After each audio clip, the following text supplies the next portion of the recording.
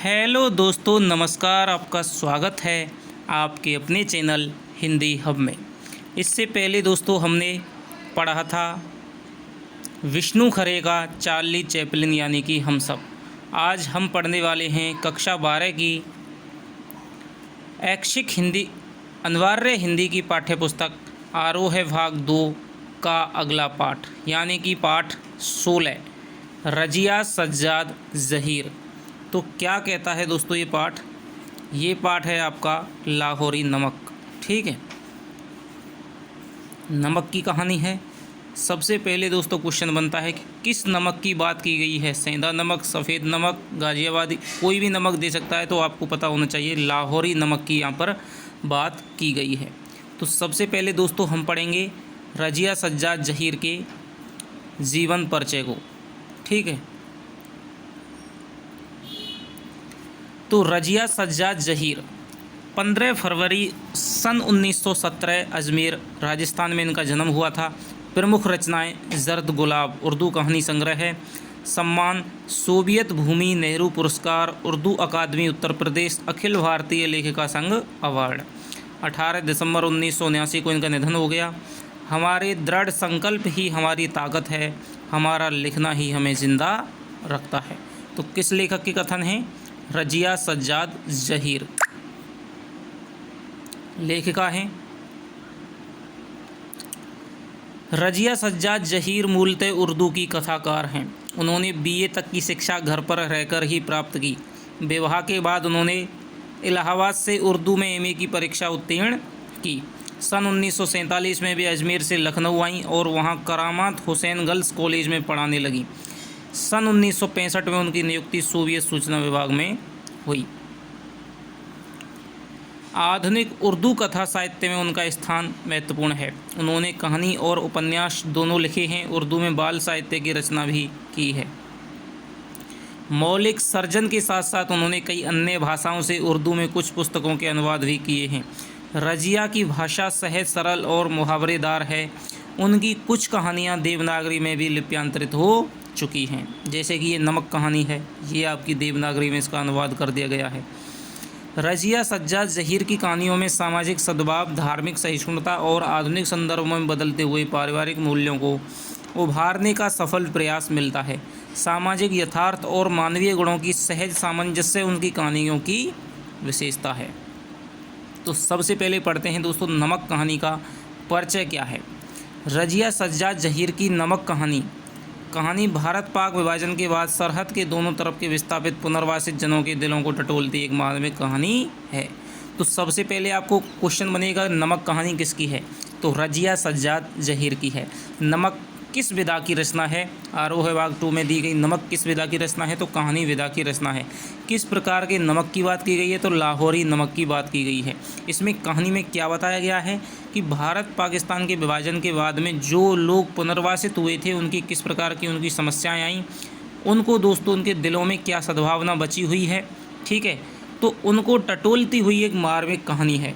दिलों को टटोलने की इस कोशिश में अपने पराये देश परदेश की कई प्रचलित धारणाओं पर सवाल खड़े किए गए हैं। विस्थापित होकर आई सिख बीवी आज भी लाहौर को ही अपना वतन मानती हैं। तो सिख बीवी हैं वो कहाँ से थी? लाहौर से थी, और सौगात के तौर पर वहाँ का नमक लाए जाने की फरमाइश करती हैं। कस्टम अधिकारी नमक ले जाने की इजाज़त देते हुए जिसे ले जाना गैर कानूनी है,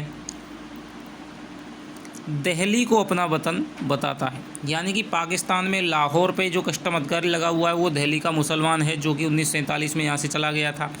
और यहाँ पर जो सिख बीवी हैं वो लाहौर की हैं, उन्हें लाहौरी नमक है वो पसंद है।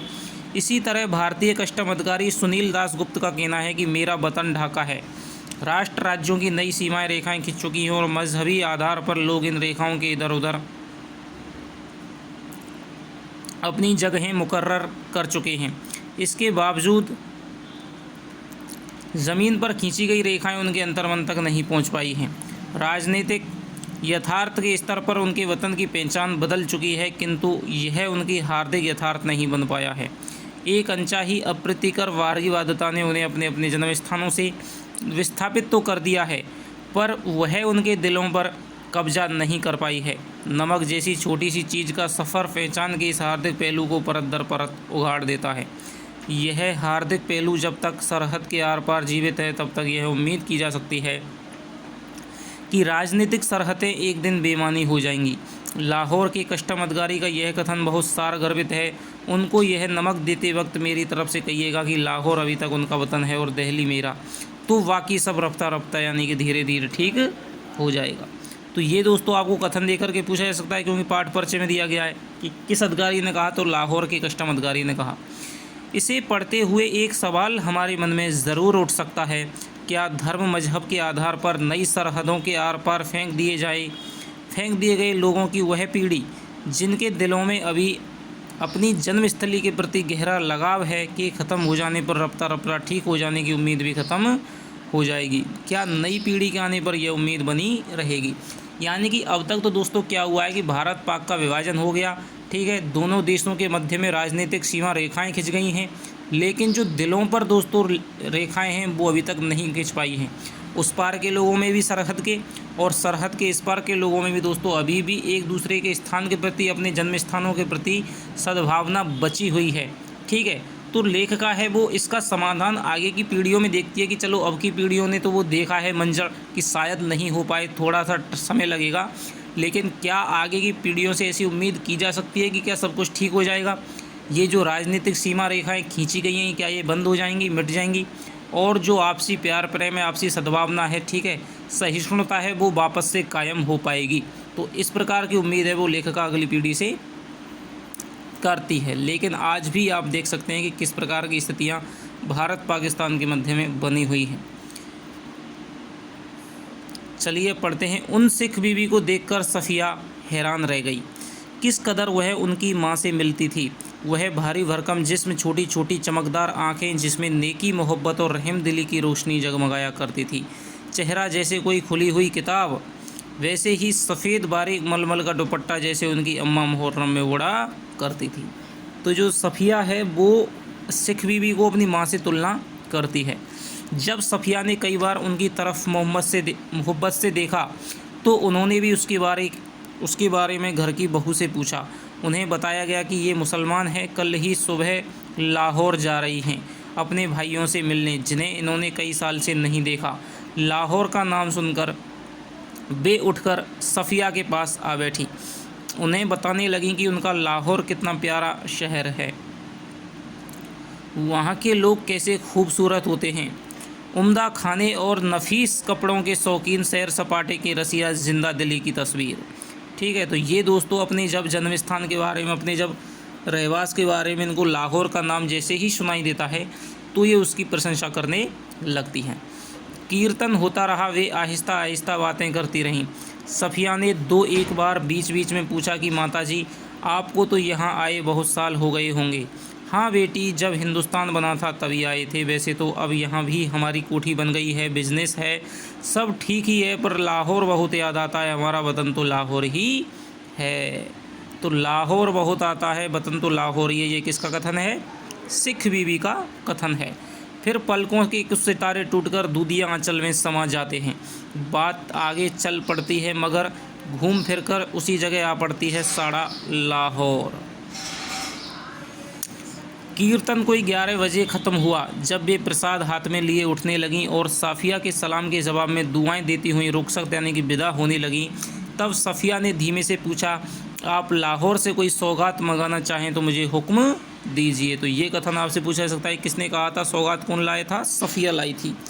वे दरवाजे पर लगी खड़ी रहीं, हिचकिचा कर बहुत ही आहिस्ता से बोली, अगर ला सको तो थोड़ा सा लाहौरी नमक लाना। तो ये कौन कहता है? सिख बीवी कहती हैं, लाहौर की हैं, और वो सफ़िया से कहती हैं कि यदि तुम सौगात में कुछ लाना चाहो तो फिर आप लाहौरी नमक है वो ले आना। 15 दिन यूँ गुजरे कि पता ही नहीं चला कि जिम खाने की शामें, दोस्तों की मोहब्बत, भाइयों की खातिरदारियाँ, उनका बस ना चलता कि बिछड़ी हुई परदेसी बहन के लिए क्या कुछ ना कर दें। दोस्तों, अजीज़ों की यह हालत, कोई कुछ लिए आ रहा है, कोई कुछ, कहाँ रखें, कैसे पैक करें, क्या कर ले जाएं, एक समस्या थी। सबसे बड़ी समस्या थी बादामी कागज़ की एक पुड़िया थी जिसमें शेर भर लाहौरी नमक था। तो सफ़िया के लिए सबसे बड़ी, उसके भाइयों के लिए सबसे बड़ी समस्या क्या थी? बादामी ये कागज़ की पुड़िया थी जिसमें 1 किलो है वो लाहौरी नमक था। उसको पैक करना कहाँ करें, कैसे करें, क्योंकि उसे सरहद के पार ले जाना गैर कानूनी है। सफ़िया का भाई एक बहुत बड़ा पुलिस अफसर था। उसने सोचा कि वह ठीक राय दे सकेगा। चुपके से पूछने लगी, क्यों भैया, नमक ले जा सकते हैं? वह हैरान होकर बोला, नमक तो नहीं ले जा सकते, गैर कानूनी है। और नमक का आप क्या करेंगी? आप लोगों के हिस्से में तो हमसे बहुत ज़्यादा नमक आया है, क्योंकि जो दोस्तों खारे पानी की झीलें हैं सारी राजस्थान में थी, ठीक है, चाहे वो आपकी सांबर हो, डीडवाना हो, ठीक है, पंचभद्रा हो, लूणकरणसर हो, इसके अलावा आपकी चिल्का झील है, फिर आपका पूरा समुद्र है। वह झुंझला गई, मैं हिस्से बखरे की बात नहीं कर रही हूँ, आया होगा, मुझे तो लाहौर का नमक चाहिए, मेरी माँ ने यही मंगाया है।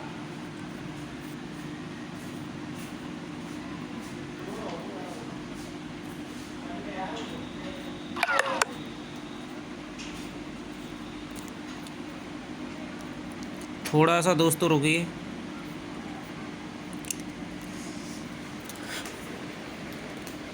तो ये बात है वो करती है दोस्तों कि वह झुंझला गई, मैं हिस्से बखरे की बात नहीं करती हूँ, आया होगा, मुझे तो लाहौर का नमक चाहिए, मेरी माँ ने यही मंगाया है। तो वो सिक्की बीबी को अपनी माँ बताती है, क्योंकि उसकी जो शक्ल है वो अपनी माँ से मिलती थी, सफ़िया की माँ से, ठीक है। तो भाई की समझ में कुछ नहीं आया, माँ का क्यों जिक्र था, वे तो बंटवारे से पहले ही मर चुकी थी। ज़रा नरमी से समझाने के अंदाज में बोला, देखिए बाजी यानी कि बहन से कहते हैं, आपको कस्टम से गुजरना है, अगर एक भी चीज़ ऐसी वैसी निकल आई तो आपके सामान की चिंदी चिंदी बिखेर देंगे कस्टम वाले, ठीक है। तो ये दोस्तों कौन कहता है? सफ़िया का भाई कहता है, जो कि पुलिस में अधिकारी था। वह बिगड़ कर बोली, निकल आने का क्या मतलब, मैं क्या चोरी से ले जाऊंगी, छिपा के ले जाऊंगी, मैं तो दिखा के जता के ले जाऊंगी। तो ये भी आपसे पूछा जा सकता है। भाई यह तो आप बहुत ही गलत बात करेंगे, कानून, अरे फिर कानून कहे जाते हो, क्या सब कानून के हुकूमत के ही होते हैं? कुछ मोहब्बत मुरब्बत आदमियत इंसानियत के नहीं होते? आखिर कस्टम वाले भी तो इंसान होते हैं, कोई मशीन तो नहीं होते। ये दोस्तों आपके लिए वेरी मोस्ट संवाद है कि ये किसका कथन है? तो सफ़िया का दोस्तों कथन है। हाँ, वे मशीन तो नहीं होते, पर मैं आपको यकीन दिलाता हूँ वे शायर भी नहीं होते, उनको तो अपनी ड्यूटी करनी होती है। तो ये भी दोस्तों आपसे पूछा जा सकता है, ये उसके भाई का संवाद है। थोड़ा सा आप माइंड में कहानी को रिवाइज करना पढ़ने के बाद में, तो आपको धीरे धीरे आपको सब कुछ याद हो जाएगा कि कौन कौन से पात्र हैं और वो किस प्रकार के पात्र हैं, क्या घटना हुई थी, वहीं से आपको पता चल जाएगा कि भाई कौन क्या पात्र है, वो क्या संवाद बोल सकता है। अरे बाबा, मैं तो कब कह रही हूँ कि वह ड्यूटी ना करें, एक तोहफा है, वह भी चंद पैसों का शौक़ से रख लें, कोई सोना चांदी नहीं, स्मगल की हुई चीज़ नहीं, ब्लैक मार्केट का माल नहीं। अब आपसे कौन बहस करे, आप अदीब ठहरी। सभी अदीबों का, यानी कि थोड़ा इज्जत वाली, सभी अदीबों का दिमाग थोड़ा सा ज़रूर ही घुमा हुआ होता है। वैसे मैं आपको बता देता हूँ कि आप ले नहीं जा पाएंगी, बदनामी मुफ्त में हम सबकी भी होगी, आखिर आप कस्टम वालों को कितना जानती हैं। उसने गुस्से से जवाब दिया, कस्टम वालों को जाने या ना जाने पर हम इंसानों को थोड़ा ज़रूर जानते हैं। और रही दिमाग की बात, तो अगर सभी इंसानों का दिमाग हम अदीबों की तरह, अदीब यानी कि दोस्तों अदीब होता है आपका शायर, ठीक है, कि आप तो वही लेखका हैं, शायर हैं, ठीक है, घुमा हुआ होता है, तो यह दुनिया कुछ बेहतर ही जगह हो जाती भैया, ठीक है। तो ये दोस्तों आपकी कहती है ये आपकी सफ़िया कहती है, ठीक है।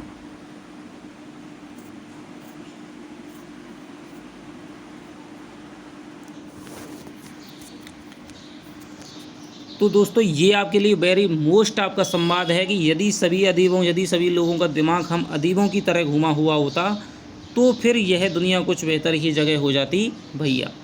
तो ये आपकी बात है। फिर उसके बाद में दोस्तों आगे हम पढ़ते हैं, मारे गुस्से के उसकी आंखों से आंसू बहने लगे। उसका भाई सिर हिलाकर चुप हो गया। अगले रोज़ 2 बजे दिन को उसे रवाना होना था। सुबह के लिए बहुत व्यस्त कार्यक्रम बन चुका था, इसके लिए उसे सारी पैकिंग रात को ही करनी थी। कमरे का दरवाज़ा अंदर से बंद करके वह सामान बांधने लगी। इधर उधर फैली हुई चीज़ें धीरे धीरे सिमटकर सूटकेस और बिस्तरबंद में चली गईं। सिर्फ 2 चीज़ें रह गईं। एक तो वह छोटी सी टोकरी जिसमें कीनू थे, एक दोस्त का तोहफा संतरे और माल्टे को मिलाकर पैदा किया गया फल। तो दोस्तों 2 चीज़ें कौन सी रह गई? एक तो छोटी सी टोकरी जिसमें कीनू थी, ठीक है, कीनू भी दोस्तों आपको पता है गंगानगर की साइड में और उससे ऊपर है, वो वहाँ पर खूब लगते हैं। एक दोस्त का तोहफा संतरे और माल्टे को मिलाकर पैदा किया गया फल, माल्टे की तरह रंगीन और मीठा, संतरे की तरह नाजुक, और दूसरी थी वह नमक की पुड़िया।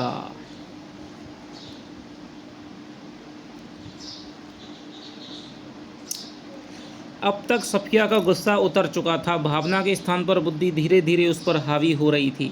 नमक की पुड़िया ले जानी है, पर कैसे? अच्छा, अगर इसे हाथ में ले लें तो कस्टम वालों के सामने सबसे पहले इसी को रख दें, लेकिन अगर कस्टम वाले ने ना जाने दिया तो मजबूरी है, छोड़ देंगे। लेकिन फिर उस वायदे का क्या होगा जो हमने अपनी माँ से किया था?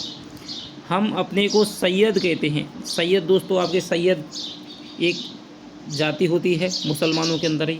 फिर वायदा करके झुटलाने के क्या मायने? जान देकर भी वायदा पूरा करना होगा। तो आपसे पूछा जा सकता है सैयद किस उसकी थी? सैयद थी। मगर कैसे? अच्छा, अगर इसे कीनियों की टोकरी में सबसे नीचे रख लिया जाए तो इतने कीनियों के ढोर में भला कौन इसे देखेगा? और अगर देख भी लिया, नहीं जी, फलों की टोकरियां तो आते वक्त भी किसी की नहीं देखी जा रही थीं। उधर से केले, इधर से कीनू, सब ही ले जा रहे थे, सब ठीक है, फिर देखा जाएगा। उसने कीनू कालीन पर उलट दिए,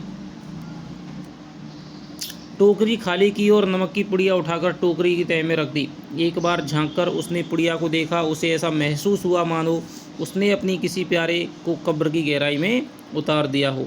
कुछ देर उकड़ू बैठी रही, वह पुड़िया को तकती रही और उन कहानियों को याद करती रही जिन्हें वह बचपन में अपनी अम्मा से सुना करती थी, जिनमें शहजादा अपनी रान चीरकर हीरा छिपा लेता था और देवों, खौफनाक भूतों और राक्षसों के सामने से होता हुआ सरहदों से गुजर जाता था।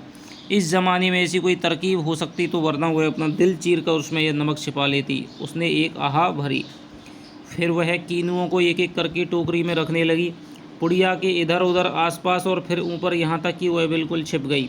आश्वस्त होकर उसने हाथ डाल झाड़े, सूटकेस पलंग के नीचे खिसकाया, टोकरी उठाकर पलंग के सिराने रखी और लेटर दोहर ओढ़ ली। रात को तकरीबन 1:30 बजे थे। मार्च की सुहानी हवा खिड़की की जाली से आ रही थी। बाहर चांदनी साफ और ठंडी थी। खिड़की के करीब लगा चंपा का एक घना दरख्त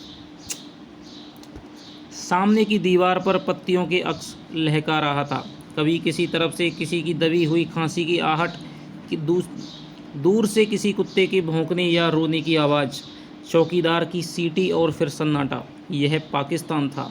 यहाँ उसके 3 सगे भाई थे, बेशुमार चाहने वाले दोस्त थे, बापू की कब्र थी और नन्हे नन्हे भतीजे भतीजियाँ थीं जो उसे बड़ी मासूमियत से पूछते, फूफी जान, आप हिंदुस्तान में क्यों रहती हैं जहाँ हम लोग नहीं आ सकते? उन सब के लोग, तो ये दोस्तों आपसे किसने पूछा था? तो उनके बच्चों ने। उन सब के और साफिया के बीच में एक सरहद थी, बहुत ही नोकदार लोहे की छड़ों का जंगला जो कस्टम कहलाता था। तो सरहद को दोस्तों क्या कहा जाता था? नोकदार लोहे का जो जंगला होता था उसे कस्टम कहता था। कल वह लाहौर से चली जाएगी, हो सकता है साल भर बाद फिर आए। 1 साल से पहले तो आ भी नहीं सकती और यह भी हो सकता था कि अब कभी ना आ सके। उसकी आंखें आहिस्ता आहिस्ता बंद होने लगीं। फिर उसे एक सफ़ेद दुपट्टे का दूधिया आंचल लहराता हुआ दिखाई देने लगा, जिस पर यहाँ वहाँ सितारे झिलमिला रहे थे। हमें वहाँ से आए बहुत दिन हो गए। यहाँ हमारी कोठी भी है, बिजनेस भी है, हम यहाँ बस भी गए हैं, पर हमारा वतन तो जी लाहौर ही है। तो ये सिख बीबी की बात है, वो याद आ रही थी। फिर दिखा इकबाल का मकबरा, लाहौर का किला, किले के पीछे डूबते हुए सूरज की नारंगी किरणें, आसपास से फैलता उभरता अंधेरा, उस रंगीन अंधेरे में बहती हुई नरम हवा, उस हवा में रची हुई मोलसरी की खुशबू और मकबरे की सीढ़ियों में बैठे हुए 2 इंसान, सिर झुकाए चुपचाप जैसे 2 बेजान परछाइयाँ। तुम कल सच्ची चली जाओगी? हाँ। अब कब आओगे? मालूम नहीं, शायद अगले साल, शायद कभी नहीं। अचानक उसकी आंख खुल गई। शायद उसने मकबरे की सीढ़ियों के नीचे लगी धूप से एक पत्ती तोड़ी थी, जिस पर ठंडी ओस जमनी शुरू हो पाई थी। हुआ यह था कि नींद में करवट लेते हुए उसका हाथ कीनियों से लबालब टोकरी पर जा पड़ा। रसीले ठंडे कीनू जिनको देते वक्त उसके दोस्त ने कहा था, यह हिंदुस्तान पाकिस्तान की एकता का मेवा है। तो दोस्तों आपके लिए बहुत अच्छा क्वेश्चन बनेगा कि लाहौरी जो नमक पाठ है उसके आधार पर हिंदुस्तान पाकिस्तान की एकता का मेवा है वो किसे कहा गया है? तो वो दोस्तों कई कर देंगे, नमक कर देंगे ज़्यादातर कि नमक है नमक। लेकिन दोस्तों जो कीनू हैं जो उसके दोस्त ने दिए थे वही आपके हिंदुस्तान पाकिस्तान की एकता का मेवा है। सफ़िया फर्स्ट क्लास के वेटिंग रूम में बैठी थी। दिल्ली तक का किराया उसके भाई ने दिया था। वह हाथ में टिकट दबाए वेटिंग रूम के बाहर प्लेटफार्म पर टहल रहा था। वह अंदर बैठी चाय की प्याली हाथ में लिए कीनुओं की टोकरी पर निगाहें जमाई यह सोच रही थी आसपास इधर उधर इतने लोग हैं, सिर्फ वही जानती है कि इस तह में कीनुओं के नीचे नमक की पुड़िया है। जब उसका सामान कस्टम पर जांच के लिए बाहर निकाला जाने लगा तो उसे एक झिरझरी सी आई और एकदम से उसने फैसला किया कि मोहब्बत का ये तोहफा चोरी से नहीं जाएगा।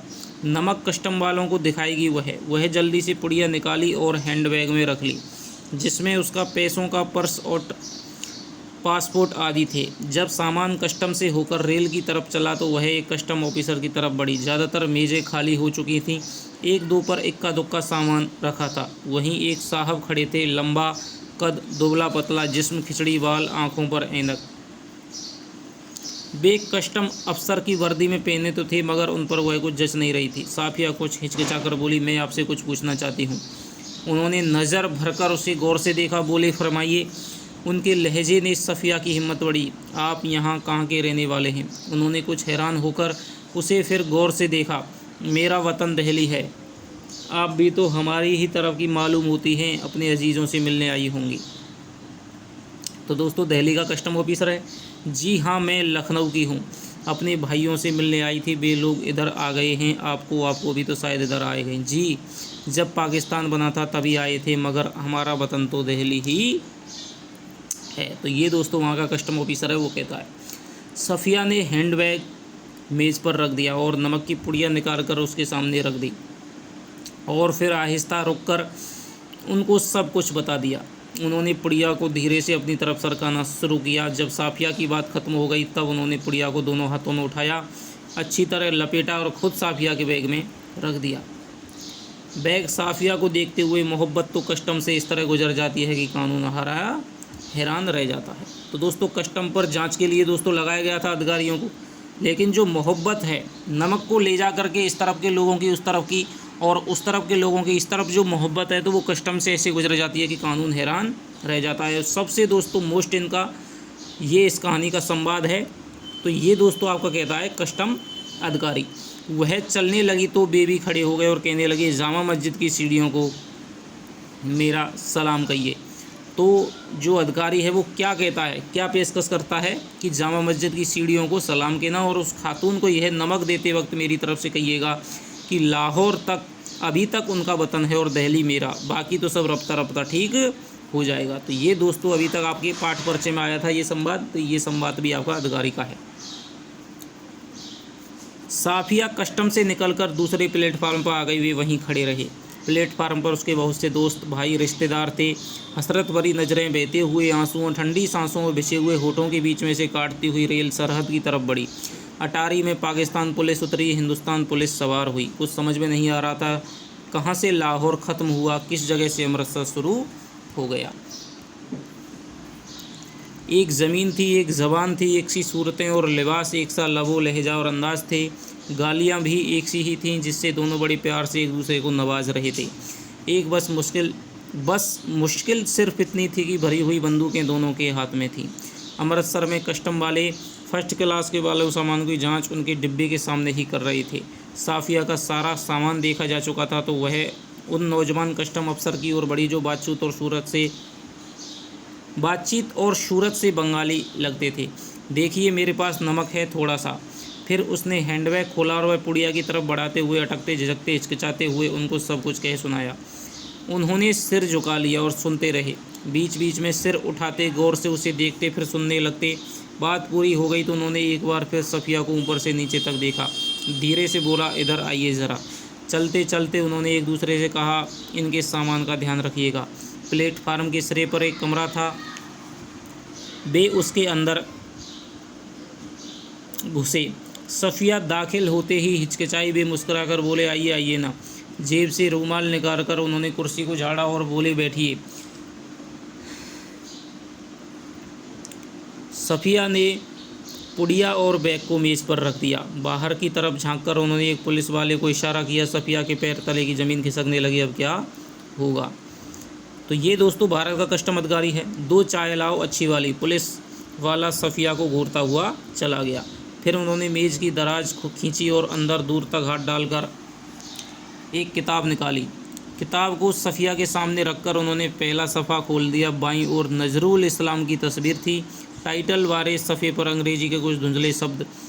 शम्सुल इस्लाम की तरफ से सुनील दास गुप्त को प्यार के साथ, ढाका 1946।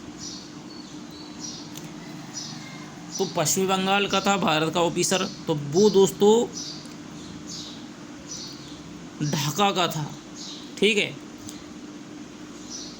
वो यहाँ पर लगा हुआ था कस्टम ऑफिसर के रूप में। तो उसको उसके जो दोस्त है, ठीक है, शम्सुल इस्लाम, तो उसने उसे एक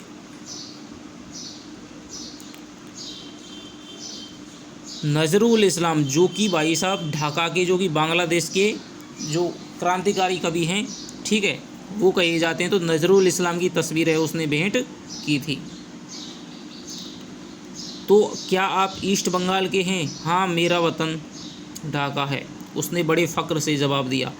तो आप यहाँ कब आए? जब डिवीज़न हुआ तभी आए, मगर हमारा वतन ढाका है। मैं तो कोई 12-13 साल का था, पर नजरुल और टैगोर को तो हम लोग बचपन से पढ़ते थे। जिस दिन हम रात यहाँ आ रहे थे उसके ठीक 1 वर्ष पहले मेरे सबसे पुराने, सबसे प्यारे बचपन के दोस्त ने मुझे यह किताब दी थी। तो नजरुल की जो किताब है कविताओं की और तस्वीर, उसके ऊपर तस्वीर छपी हुई थी, तो वो उसके दोस्त शम्सुल इस्लाम ने दी थी। उस दिन मेरी सालगिरह थी। फिर हम कलकत्ता रह रहे, पढ़ रहे, नौकरी मिल गई, पर हम वतन आते जाते थे। तो दोस्तों सालगिरह के अवसर पर, यानी जन्मदिन के अवसर पर शम्सुल इस्लाम ने उसको दी थी। और जैसे ही विभाजन हुआ तो फिर वो भारत आ गए, और भारत में आकर के यहाँ पर वो कस्टम अधिकारी है वो बन गया। वतन? सफ़िया ने ज़रा हैरान होकर पूछा। मैंने आपसे कहा ना मेरा वतन ढाका है। उन्होंने ज़रा बुरा मानकर कहा। हाँ हाँ ठीक है, सफ़िया जल्दी से बोली। तो पहले तो बस इधर ही कस्टम था, अब उधर भी कुछ गोलमाल हो गया है। उन्होंने चाय की प्याली सफ़िया की तरफ खिसकाई, फिर एक बड़ा सा घूंट भरकर बोले, वैसे तो डाव कलकत्ता में भी होता है, जैसे नमक यहाँ होता है, पर हमारे यहाँ के डाव की क्या बात है। हमारी ज़मीन, हमारे पानी का मज़ा ही कुछ और है। तो ये भी दोस्तों आपके पूछा जा सकता है कि ये किसका कथन था। तो ये भारत का जो कस्टम अधिकारी है, जो कि बांग्लादेश का था, ढाका का था, उसका कथन है। उठते वक्त उन्होंने पुड़िया सफ़िया के बैग में रख दी और ख़ुद उस बैग को उठाकर आगे आगे चलने लगे। सफ़िया ने उनके पीछे चलना शुरू किया। जब सफ़िया अमृतसर के पुल पर चढ़ रही थी, तब पुलिस की सबसे निचली सीढ़ी के पास वे सिर झुकाए चुपचाप खड़ी थी। सफ़िया सोचती जा रही थी, किसका वतन कहाँ है, वह जो कस्टम के इस तरफ या उस तरफ। तो दोस्तों सभी का किस प्रकार दर्द बयां किया है कि पाकिस्तान विभाजन के साथ में लोगों के जो बिछड़ाव हैं वो किस तरफ से हो गए। वहाँ के लोग इधर हो गए, वहाँ के लोग इधर हो गए, और उनके बीच में दोस्तों अभी भी अपने वतन के प्रति, अपनी जन्मभूमि के प्रति, अपनी मातृभूमि के प्रति, अपने जन्मस्थान के प्रति अभी भी मन में वही सद्भाव है जो पहले था। अब भी वो अपनी मातृभूमि को याद करते हैं और आपसी सद्भावना है, सहिष्णुता है, वो प्रकट करते हैं। ये तो दोस्तों राजनीति है जिसने केवल ज़मीन पर दोस्तों सरहदें खींच दी हैं, राजनीतिक रेखाएं खींच दी हैं, लेकिन दिलों पर दोस्तों अभी भी रेखा नहीं खींच पाई है। सफ़िया के भाई ने नमक की पुड़िया ले जाने से क्यों मना कर दिया? क्योंकि नमक ले जाना गैर कानून था और कस्टम वाले सबकी जांच करते हैं। नमक की पुड़िया ले जाने के संबंध में सफ़िया के मन में क्या द्वंद था कि भाई कैसे ले जाए, कहीं चेक कर लिया तो ठीक है, इसे कहाँ पर मैं छिपाऊँ। जब सफ़िया अमृतसर का पुल चढ़ रही थी, कस्टम ऑफिसर निचली सीढ़ी के पास सिर झुकाए चुपचाप क्यों खड़े थे? तो उन्हें भी अपने वतन की याद आ गई थी, ठीक है, तो वो भी ऐसे ही सोच रहे होंगे। लाहौर अभी तक उनका वतन है, दिल्ली मेरा या मेरा वतन ढाका है, जैसे उद्गार के सामाजिक यथार्थ की ओर स्पष्ट करते हैं। तो ये दोस्तों आपके धर्मनिरपेक्षता की तरफ, अपनी मातृभूमि के प्रेम की तरफ स्पष्ट करते हैं, ठीक है। सफ़िया के मन में उठे द्वंद्वों के आधार पर उसकी चारित्रिक विशेषताओं के बारे में स्पष्ट कीजिए। तो अच्छे दिल की औरत है, ठीक है, अपने वतन से प्यार करती है, सामाजिक सद्भावना की वो है, तो सब कुछ उसके चारित्र में ये विशेषता दिखाई देती हैं। जो सिख बीवी है उसको अपनी माँ की तरह देखती है, ठीक है, साहसी है, ठीक है, और सच्ची है, ईमानदार है। मानचित्र पर एक लकीर खींच देने से ज़मीन और जनता बट नहीं जाती। उचित तर्कों व उदाहरणों के जरिए इसकी पुष्टि कीजिए। नमक कहानी में भारत पाक की जनता के आपसी भेदभाव के बीच मोहब्बत का नमकीन स्वाद घुला हुआ है, कैसे तो ये दोस्तों क्यों कहा गया, ठीक है। तो यहाँ से आपका बिल्कुल दोस्तों बन सकता है कि क्या सब कानून हुकूमत के होते हैं, कुछ मोहब्बत मुरब्बत आदमियत इंसानियत के नहीं होते। जब उसके भाई और वो बात कर रहे होते हैं कि भाई कानून है आपको पकड़ लेगा, तो क्या सब कानून हुकूमत के होते हैं। तो ये आपके जो सफ़िया है उसका कथन है, वो अपने भाई से कहती है नमक ले जाने की, जब वो बात मना करता है। भावना के स्थान पर बुद्धि धीरे धीरे उस पर हावी हो रही थी, ठीक है। तो ये फिर आपके जैसे ही उसकी नींद खुली है तो उसके बाद में थोड़ा सा वो सोचने लगी वास्तव में कानून है तो कैसे नमक ले जाऊंगी। तो ये भी रज़िया सज्जाद ज़हीर के बारे में कहा गया है। मोहब्बत तो कस्टम से इस तरह गुजर जाती है कि कानून हैरान रह जाता है। तो ये दोस्तों पाकिस्तान का जो अधिकारी था, जो दिल्ली का था, ठीक है, उसने कहा है हमारी ज़मीन हमारे पानी का मज़ा ही कुछ और है। देखिए दोनों दोस्तों मोस्ट संवाद हैं। तो ये आपके जो ढाका का था सुनील दासगुप्त, उसका संवाद है। फिर पलकों के कुछ सितारे टूटकर दुधियांचल में समा जाते हैं। किसके सितारे टूटे थे? सिख बीबी के सितारे टूटते हैं। किसका वतन कहाँ है? वह जो कस्टम के इस तरफ है उस्ताद। तो ये भी दोस्तों लेखिका है, वो कहती है, ठीक है। हमारा वतन तो लाहौर ही है, ये सिख बीबी का। क्या सब कानून हुकूमत के होते हैं? सफ़िया का। तो ये दोस्तों कुछ पंजाबी शैली के उर्दू के शब्द हैं। मुरब्बत, आदमियत, अदीब। साड़ा पंजाब का है, पंजाबी का है। मायने, सरहद, अक्स, लगो, लहज, नफीस। 15 दिन तो यूँ गुजरे कि पता ही नहीं चला, ठीक है, खातिरदारी में गुजर गई।